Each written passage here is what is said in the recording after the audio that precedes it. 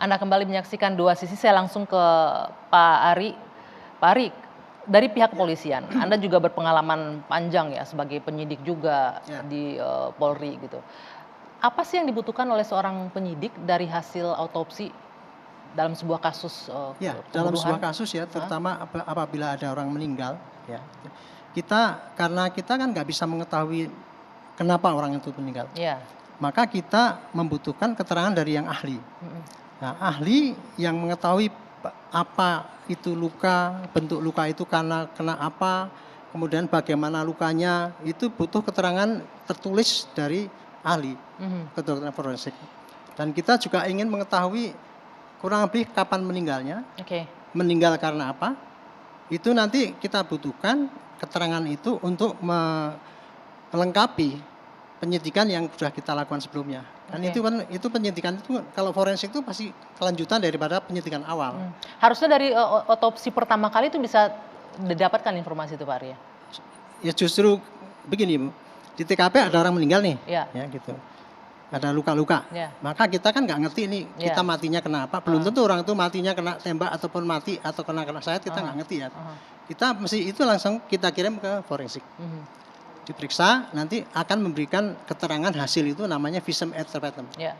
Nah itu bahan itu yang kita pakai, bahan analisis nanti untuk mengetahui kira-kira ini korban ini meninggal karena apa. Oke. Kita cocokkan dengan keterangan saksi yang menerangkan jalannya kasus itu. Oke. Gitu. Pak, Gitu. berdasarkan pengalaman Anda di kepolisian, untuk beberapa kasus mungkin pernah tangani barangkali ya, yang ketika keluarga korban meminta untuk dilakukan otopsi ulang, itu faktornya apa biasanya? Apakah memang karena nggak yakin dengan otopsi yang pertama?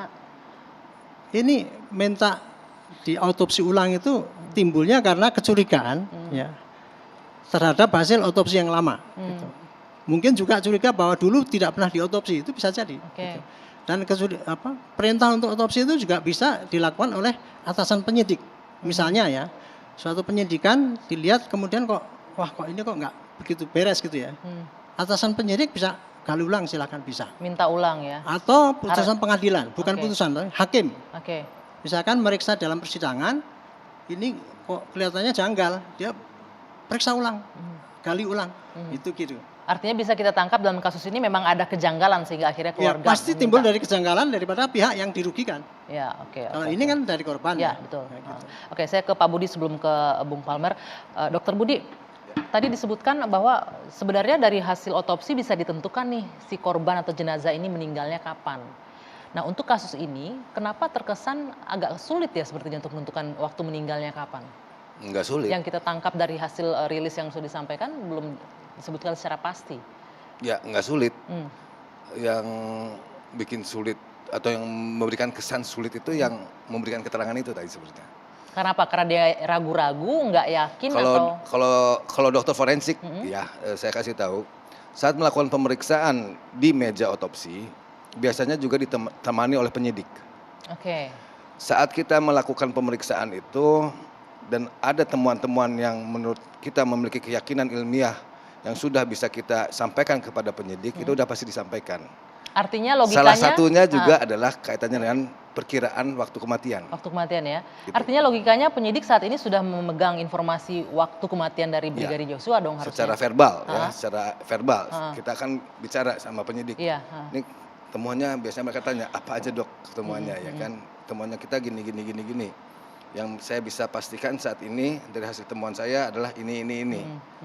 Di antaranya adalah perkiraan saat kematian. Oke. Nah dok, untuk kondisi jenazah yang kurang lebih ini udah 16 hari ya dikuburkan, apakah jenazah itu masih bisa dalam tanda kutip berbicara, menyuarakan apa yang terjadi dengan kondisi tubuhnya sebelumnya?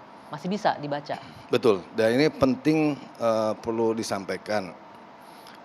Tadi bagus kalimatnya, bahwa seorang yang sudah meninggal tidak bisa bicara lagi. Betul.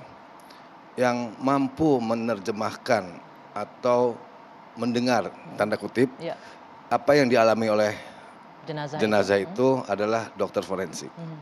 Disitulah dokter forensik akan menerjemahkan apa saja yang dialami melalui temuan-temuannya. Di antaranya adalah luka-luka. Disitulah nanti akan ada kesimpulan berkenaan dengan itu untuk disampaikan ke penyidik. dan itu pasti akan dilakukan. Dan kondisi jenazah 2 minggu ini masih bisa melakukan itu? Masih bisa didapatkan fakta-fakta apa? Informasi Apalagi apapun? kita ketahui bahwa jasad Brigadir J telah dilakukan pengawetan ya? sebelumnya. Jadi ada hal-hal yang menguntungkan untuk dalam pemeriksaan khususnya luka-luka tersebut. Walaupun mungkin memang ada hal-hal yang sudah berubah, makanya dilakukan pemeriksaan lanjutan di laboratorium. Oke, satu lagi sebelum saya pindah ke Bang Palmer. Tadi Ibu Roslin menyebutkan ada luka sayatan di bagian kaki dekat nadi. Apakah dalam proses otopsi itu dilakukan sayatan di sana? Ya, sepengetahuan saya kalau ada sayatan di daerah kaki dekat nadi itu pada umumnya dilakukan untuk melakukan formalin. Pengawetan. Untuk pengawetan. Prosedur pengawetan. Oke. Itu memang dimasukkan melalui pembuluh darah. Oke. Dan salah satunya tekniknya adalah di daerah kaki itu. Di nadi kaki tadi Ya. ya. Mudah-mudahan itu bisa menjawab Bu Roslin ya. Bu Roslin, luka apa saja yang dialami oleh Brigadir Yosua yang Anda temukan tadi disebutkan oleh keluarga di bagian kaki. Jadi kemungkinan besar di sana adalah tempat memasukkan obat pengawet formalinnya ya. Ya, pada umumnya seperti itu. Oke. Saya mau ke Bung Palmer. Bung Palmer, seberapa besar sih hasil otopsi ulang ini akan bisa mempengaruhi hasil penyidikan pertama hingga saat ini? Ya, terima kasih. Pertama saya berdukalah atas meninggalnya Brigadir Joshua Ya. kepada keluarganya. Tapi ini boleh dibilang luar biasa lah keadaan ini. Terima kasih juga ke Kapolri ya yang berusaha begitu terbuka. Ini luar biasa kasus ini, saya bilang luar biasa karena ini kasus pertama dibuka sampai ke otopsinya terbuka gitu ya. Polisi sudah beretikat baik, presiden ikut bicara, Pangap ikut mengirimkan timnya untuk tim forensik. Nggak ada lagi kasus di muka bumi ini yang seperti ini. Kenapa bisa begitu? Tapi hasil otopsinya memang sudah dibuka belum kan ya, pihak keluarga sendiri bahkan belum menerima hasil otopsi yang pertama itu juga. Nah seharusnya kalau dibilang terbuka, udah cakep tadinya kalau begitu sebelum dia lakukan otopsi kedua diadakan rekonstruksi. Jadi di mana si penembak, di mana yang ditembak. Karena itu ada kaitannya dengan otopsi kedua. Kenapa? Karena peluru itu kalau ditembak dari atas, pengalaman saya di pengadilan nih, waktu pembunuhan Letkol Stephen Adam, ya, dan pembunuhan Dice tahun 86. Letkol Stephen Adam itu 85, Kapten Tuasun di Polres Bogor. Nah, itu sangat menentukan. Jadi nggak boleh lagi. Dan hasil visum pertama itu harus menjadi valid dan akan di-compare dengan hasil visum kedua. Dan kalau ini berbeda, yang melakukan visum pertama itu harus dieksaminasi. Kenapa bisa? Karena begini, kasus Rian hasil tes DNA-nya yang sampai ada orang dihukum 14 tahun, dibilang dia pembunuhnya, dihukum hakim 14 tahun. Kemudian ketahuan si tukang cincang yang bernamanya Rian di Surabaya yang bunuh. Dan kemudian ternyata salah, akhirnya dibebaskan lagi kembali orang itu. Jadi, udah benar kata Dokter Budi tadi, bahwa hasil otopsi itu baru bukti petunjuk. Apapun kata-kata atau alat bukti itu yang sifatnya hasil penelitian forensik, saintifik, itu nanti baru menjadi alat bukti apabila ahlinya yang membuat otopsi itu berbicara di depan hakim. Di pengadilan ya. Ini loh artinya ini semua. Ini mati bukan, nanti kesimpulan tidak akan dikeluarkan bahwa ini mati ditembak, tidak seperti itu bunyi otopsinya. Mati karena benda tumpul, mati karena ditembus peluru, beratnya peluru, proyektilnya sekian, kalibernya sekian, nah kira-kira begitu. Bahkan sampai dari arah mana ditembaknya juga akan terbaca. Jadi kalau katakanlah dari tangga paling atas ditembak, tidak mungkin pelurunya lurus. Pasti ada sudut yang terbentuk pasti ada paling tidak kemiringan 15 derajat, paling jauh 90 derajat. Paling jauh, itu udah dari atas itu nembaknya garis lurus. Kalau kita lihat tadi kondisi dari Bu Roslin menyebutkan ada luka tembak di dada. Harusnya kalau dari atas ini berarti ada sudut terbentuk di situ ya. Nanti kita akan lihat kenapa ada luka di foto itu di hidung. Tadi dokter sudah mengatakan, forensik di dalam melakukan bedah tidak pernah mengganggu bagian muka. Paling dibuka dari belakang kalau itu ada di otak. Dan kita harus dipastikan peluru itu bagaimana proyektilnya, apakah pecah atau tidak. Kenapa bisa peluru atau proyektil itu pecah? Nah katakanlah ini jenis Glock. Ya, saya ini kebetulan di Periksa Perhimpunan Ikatan Senjata Api Bela Diri, itu saya ketua bidang advokasi. Nah untuk jenis senjata Glock ini? Jenis senjata Glock ini harus diuji lah.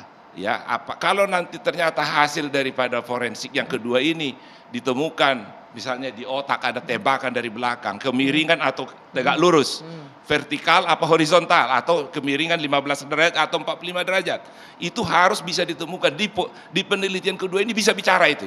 Sekalipun mayatnya udah 10 tahun. Itu Pak Ari tuh mungkin bisa menceritakan, Pak, dari sebagai mantan anggota polisi. Baik, saya gini ya, ingin agak ada tanda tanya tadi dengan Pak Palmer tadi.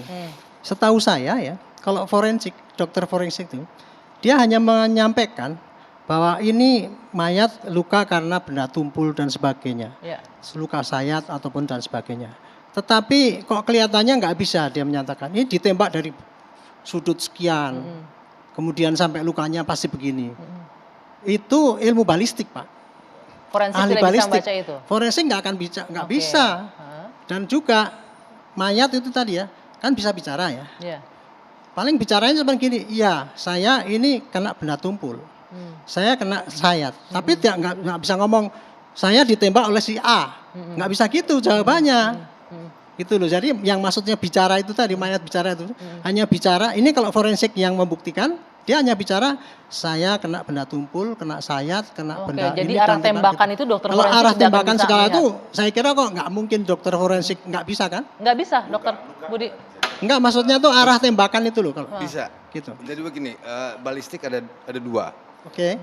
Balistik yang kita tahu pada umumnya itu adalah di lab 4 itu. Iya. Ya. Kedokteran forensik memegang terminal balistik. Oh gitu. Terminal balistik adalah hasil akhir daripada suatu tembakan. Karena akan ada jejak pada tubuh berkenaan dengan arah datangnya peluru itu.